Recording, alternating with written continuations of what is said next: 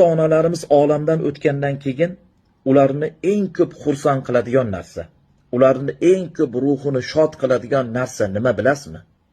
Bu aka-ukalar, opa-singillar bir-birini ko'rib turishligi, bir-birini ziyorat qilib turishligi ekan.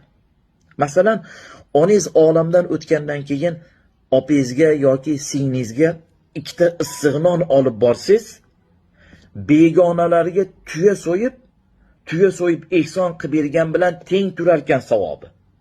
Qarang, onadan keyin opaga yoki singilga olib borilgan ikkita issiq non tuya so'ygan bilan teng turarkan savobi. Chunki o'sha ikkita issiq non onangizga bergan bilan teng bo'lar ekansiz. O'sha ikkita issiq nonni onangizga xuddiki onangizga bergan bo'lar ekansiz. Chunki onadan keyin opa-singillarni ko'rib turish, ularni ziyorat qilib turish, bu onani ko'rish, onani ziyorat qilishga o'xshar ekan. Otadan keyin esa aka-ukalar shundoq.